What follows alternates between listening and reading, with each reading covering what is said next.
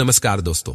एक बार की बात है, एक मौलवी साहब जिनकी काफी ज्यादा उम्र हो चुकी थी, वह अपनी टूटी सी झोपड़ी के अंदर एक चारपाई के ऊपर आराम कर रहे थे। तभी अचानक से उस झोपड़ी के बाहर एक महिला कलेक्टर की गाड़ी आकर रुकती है। उसके बाद महिला कलेक्टर उसमें से उतरती हैं और झोपड़ी के अंदर जाने लगती हैं। अब जैसे ही मौलवी साहब किसी को झोपड़े के अंदर आते हुए देखते हैं तो एकदम से अपनी चारपाई पर बैठ जाते हैं। उसके बाद वह महिला कलेक्टर आकर उनके पैर छूती है और कहती है कि अब्बू मैं आ गई। अब इस बात को सुनकर जो मौलवी साहब है वो थोड़ा सा चक्कर में पड़ जाते हैं और उससे पूछने लगते हैं कि बेटी तुम कौन हो और मुझे अब्बू कैसे कह रही हो। तो जो महिला कलेक्टर थी वो उनसे कहने लगती है कि अब्बू आप मुझे भूल गए, मैं शिवानी शर्मा हूं और मैं कलेक्टर बन चुकी हूं। अब इस नाम को जैसे ही मौलवी साहब सुनते हैं तो एकदम से उनकी आंखों में आंसू आ जाते हैं और वह फूट फूट कर रोते हुए उस लड़की को अपने गले से लगा लेते हैं। कौन थी वह महिला कैरेक्टर और क्या कनेक्शन था उनका मौलवी साहब से? पूरी कहानी की सच्चाई जानने के लिए वीडियो को अंत तक जरूर देखें। बिहार के एक छोटे से गांव में दो पति पत्नी रहा करते हैं। पति का नाम ईश्वर चंद शर्मा है और उसकी पत्नी का नाम है सावित्री, जो है वो अभी प्रेग्नेंट है और कुछ दिनों बाद उसकी डिलीवरी होने वाली है। तो इस बात को सोच सोच कर दोनों पति पत्नी बड़े ही खुश हो जाते हैं, क्योंकि अब उनके परिवार में एक सदस्य बढ़ने वाला था और उसके लिए वो ढेरों सपने सजाए रखते हैं। धीरे धीरे समय बीतता है और समय आ गया था डिलीवरी का। अब डिलीवरी का जैसे ही समय आया था तो ईश्वर चंद शर्मा अपनी पत्नी को लेकर सीधा हॉस्पिटल जाते हैं और वहां पर डिलीवरी करवाने लगते हैं। लेकिन जैसे डिलीवरी होती है तो डॉक्टर साहब बताते हैं कि आपकी पत्नी की जान हम नहीं बचा पाए, यानी कि जो ईश्वर चंद की पत्नी सावित्री थी उसकी मौत हो चुकी थी डिलीवरी के दौरान। अब इस बात को सुनकर जो ईश्वर चंद बड़े परेशान हो, लेकिन वो करते भी तो क्या करते। इसके बाद वो पूछते हैं कि बेटा हुआ है या बेटी हुई है, तो डॉक्टर साहब उसे बताते हैं कि बेटी हुई है। तो इसके बाद जो ईश्वर चंद शर्मा थे अपनी बेटी को पालने पहुंचने का फैसला करते हैं। ईश्वर चंदी मां और पिता दोनों का प्यार अपनी बेटी को दे रहे थे और धीरे धीरे उसको बड़ा कर रहे थे। उस लड़की का नाम रखा था शिवानी। अब शिवानी धीरे धीरे बड़ी होती है, वह स्कूल जाने योग्य होती है। तो उसके पिता एक अच्छे से स्कूल में उसका एडमिशन कराते हैं और उसकी अच्छे से देखभाल किया करते हैं। कुछ समय बीतता है और कुछ समय बाद जो शिवानी होती है वो 10वीं क्लास में होती है और 10वीं क्लास के उसने एग्जाम दे दिए थे। शिवानी पढ़ने लिखने में काफी ज्यादा होशियार थी और उसके पिता अपनी बेटी की इन बातों की खुशी मनाया करते थे कि उनकी बेटी पढ़ने लिखने में काफी ज्यादा होशियार है और वो अपनी बेटी को एप्रिसिएशन किया करते थे। कहा करते थे कि बेटी तू पढ़ लिख कर जरूर से कोई बड़ा अवसर बनेगी और मेरा नाम रोशन करेगी। लेकिन दोस्तों, ऊपर वाले को कुछ और ही मंजूर था। एक दिन अचानक से जो ईश्वर चंद जी हैं उनकी एक हादसे में मौत हो जाती है और इसके बाद जो बेटी थी वह घर पर अकेली रह जाती है और जैसे ही उसे पता चलता है कि उसके पिता की हादसे में मौत हो गई है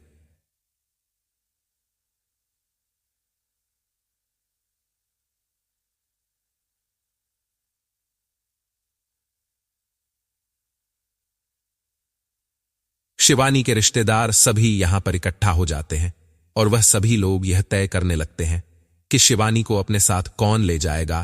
तभी वहां पर शिवानी की बुआ आती है और वो उन लोगों से कहने लगती है कि कोई बात नहीं, शिवानी को मैं अपने पास रख लूंगी और मैं अच्छी तरह से इसका पालन पोषण कर लूंगी। इसके बाद जो शिवानी होती है सभी रिश्तेदारों की मर्जी से शिवानी को शिवानी की बुआ के पास छोड़ दिया जाता है।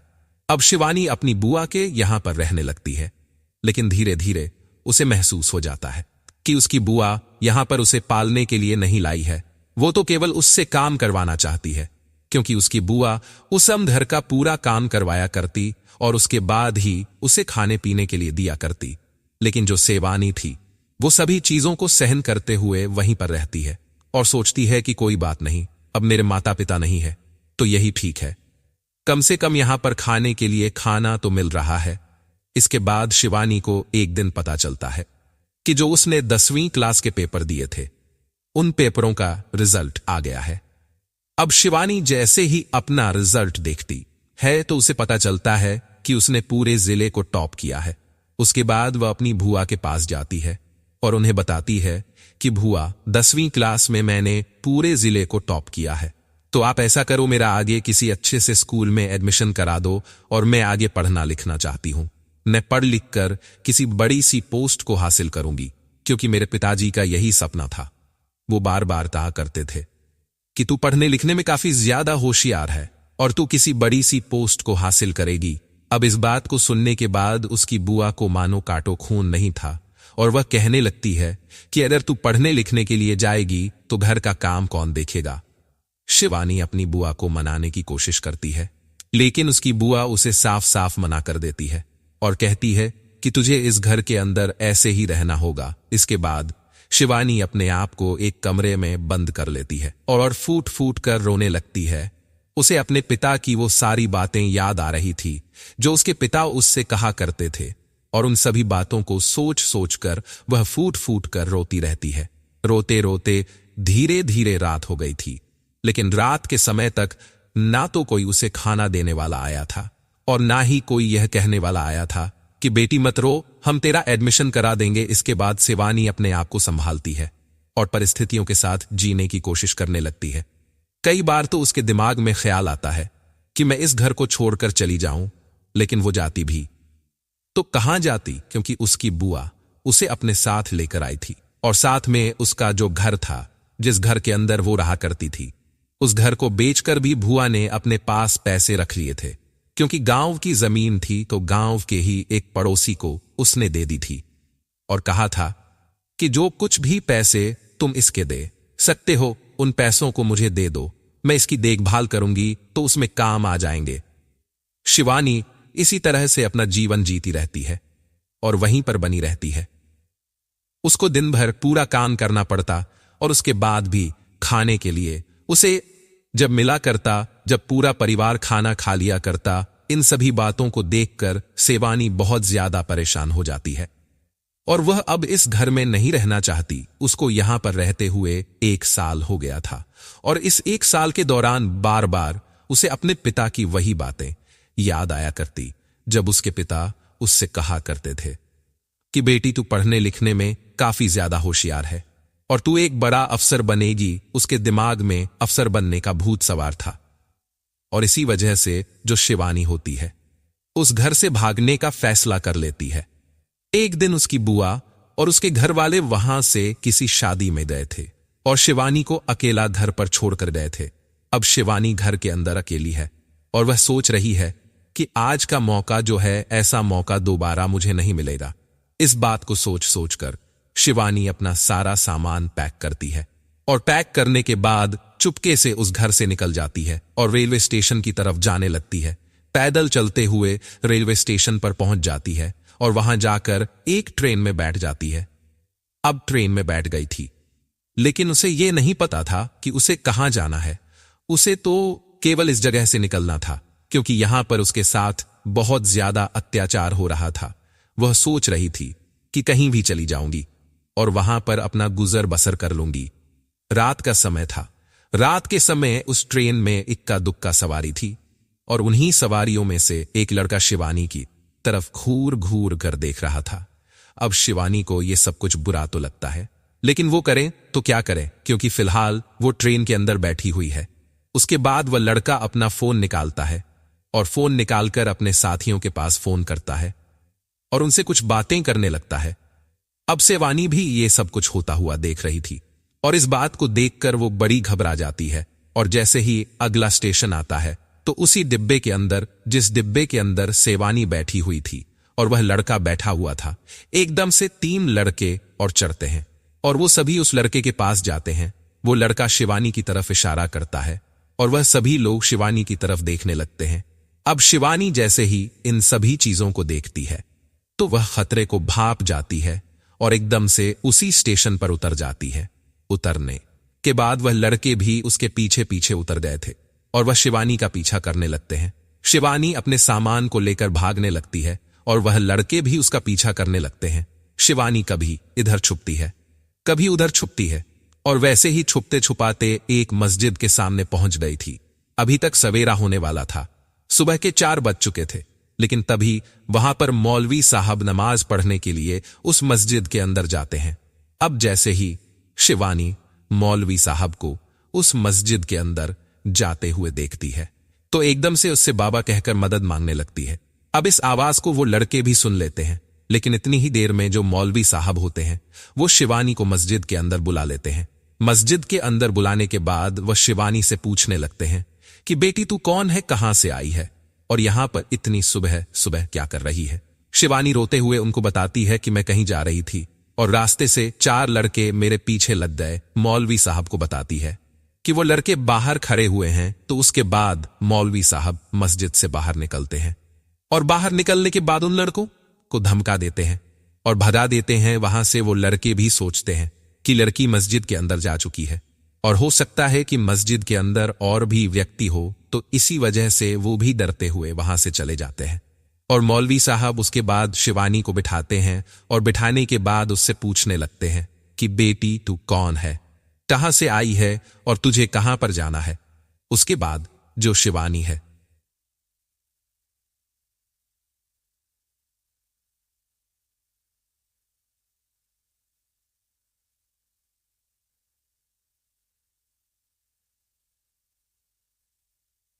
कि मैं और मेरे पिता वहां पर रहा करते थे, लेकिन अचानक से मेरे पिता की मौत हो गई और उसके बाद मैं अपनी बुआ के साथ रहने लगी।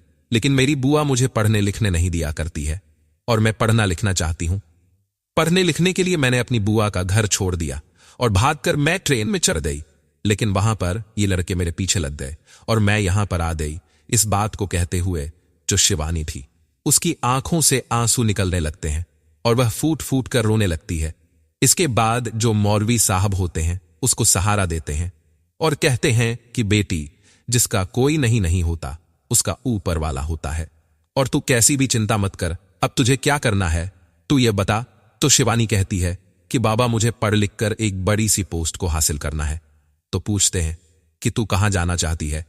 तो शिवानी कहती है कि बाबा अभी तो कोई मंजिल तय नहीं है, लेकिन मुझे पढ़ाई करनी है, ये तय है। उसके बाद जो मौलवी साहब होते हैं वो कहते हैं कि बेटी अब तू जवान हो रही है और तेरे साथ जो ये अभी हुआ है ऐसा बार बार हो सकता है, तो तुझे किसी घर की जरूरत है, तो तू ऐसा कर इतने दिन मेरे साथ रह ले जब तक तेरी पढ़ाई हो और आगे की पढ़ाई करने के लिए तो बड़े शहर चला जाना और वहीं से अपनी पढ़ाई को कर लेना। इसके बाद जो शिवानी होती है मौलवी साहब के साथ उसके घर में रहने लगती है।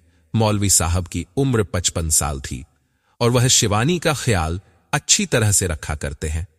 उसका एक स्कूल में एडमिशन भी कराते हैं और वहां से उसकी आगे की पढ़ाई कराते हैं। मौलवी साहब के परिवार में और कोई नहीं था, केवल मौलवी साहब अकेले ही रहा करते थे।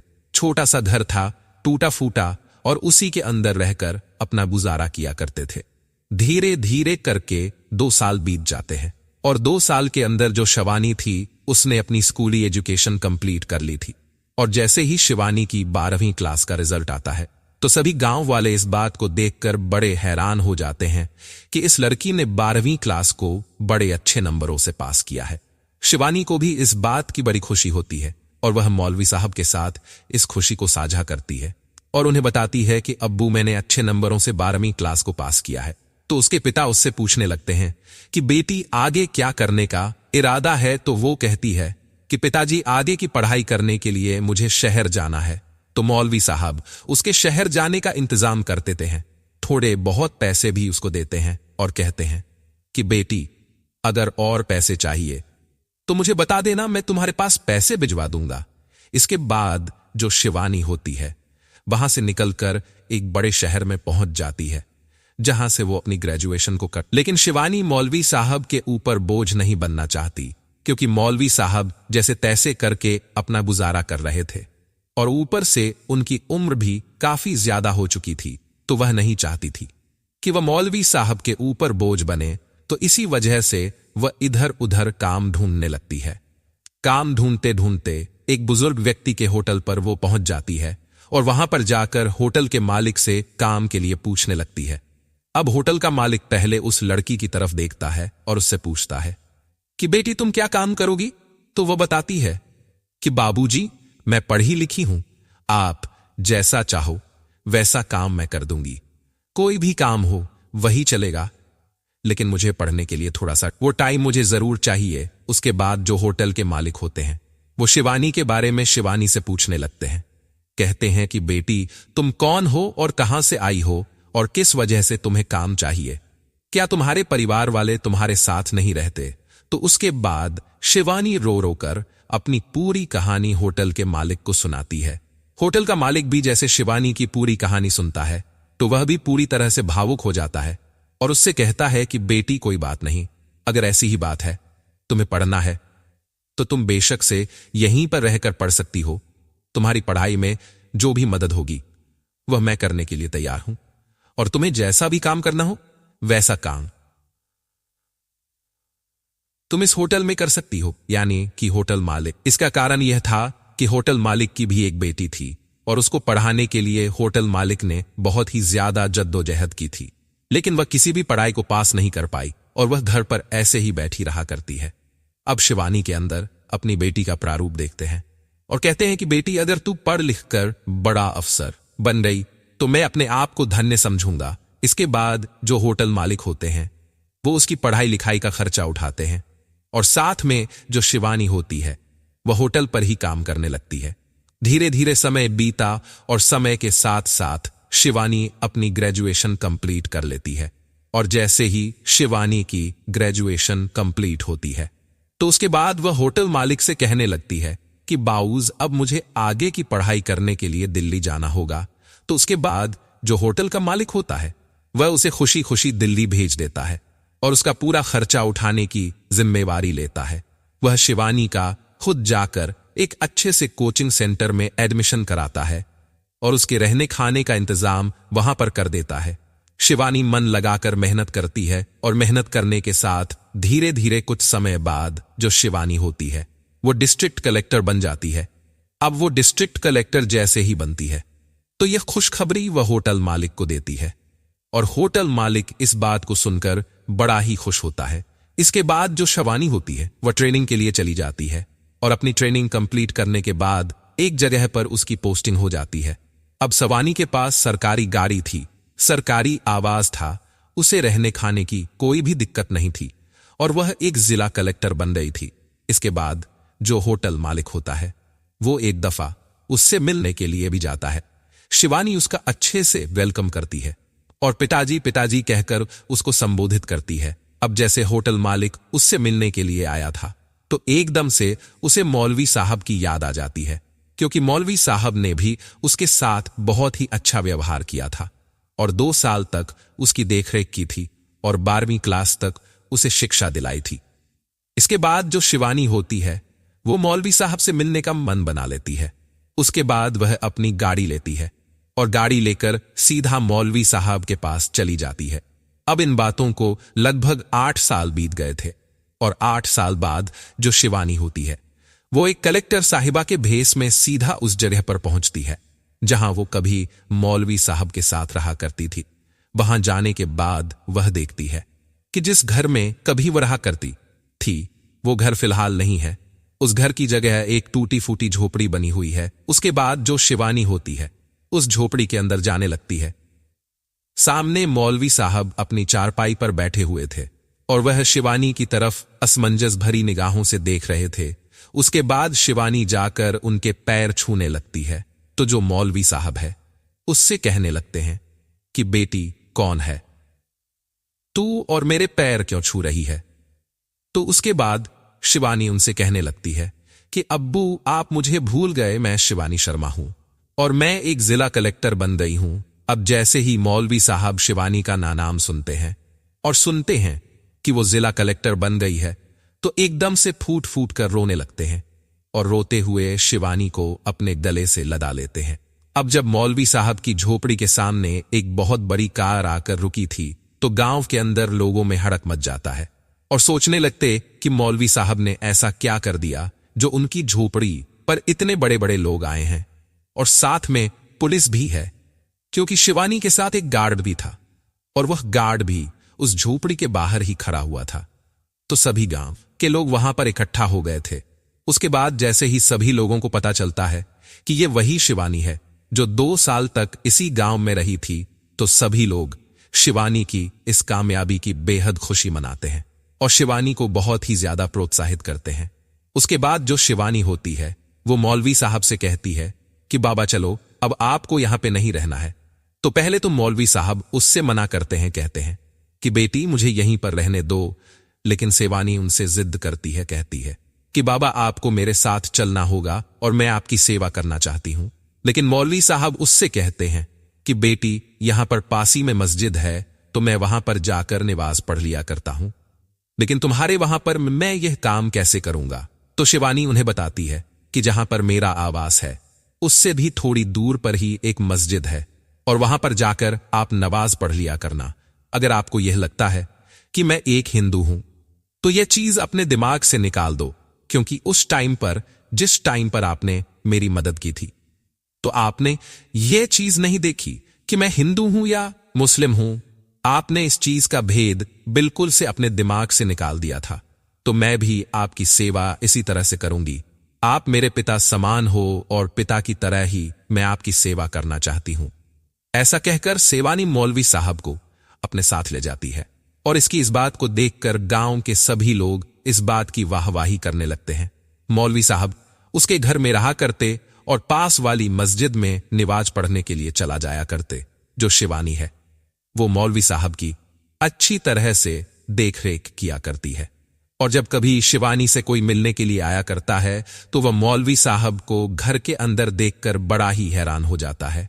लेकिन जब शिवानी पूरी कहानी उनको बताया करती है तो वो लोग भी शिवानी की तारीफ किया करते हैं और कहते हैं कि ये होती है असली इंसानियत। कभी कभी वो होटल मालिक भी उससे मिलने के लिए आया करता है, सह परिवार, और अपनी बेटी को उस शिवानी को दिखाकर बताया करता है कि ऐसी होती हैं बेटियां। शिवानी दोनों को अपने पिता की तरह सम्मान किया करती है। होटल मालिक अपने घर में रहा करते हैं, लेकिन मौलवी साहब उनके पास ही रहा करते हैं। और कुछ दिनों बाद शिवानी की उनके बराबर की रैंक वाले एक अधिकारी से शादी हो जाती है। शादी होने के बाद जो शिवानी होती है उस अधिकारी से साफ साफ कह देती है कि यह मेरे पिता है और अगर तुम्हें मेरे साथ रहना है तो तुम्हें इनकी सेवा भी करनी होगी। शिवानी का पति जैसी पूरी कहानी को सुनता है कि किस तरह से शिवानी IAS ऑफिसर बनी है और किस समय में मौलवी जी ने उनका साथ दिया था। तो जो शिवानी का पति होता है उसकी आंखों में भी मौलवी साहब की इज्जत और भी ज्यादा बढ़ जाती है और वह भी उनकी अच्छी तरह से देखभाल करने लगते हैं। तो दोस्तों, यह थी कहानी एक लड़की की जिसके माता पिता उसको बचपन में ही छोड़कर चले गए, लेकिन उसके बाद भी उसने अपने मुकाम को हासिल किया और कामयाब होकर इस समाज में दिखाया। तो दोस्तों, आज की ये वीडियो आपको कैसी लगी? अगर अच्छी लगी हो तो कमेंट बॉक्स में जरूर बताएं और हमारे चैनल की सब्सक्राइब करें। धन्यवाद।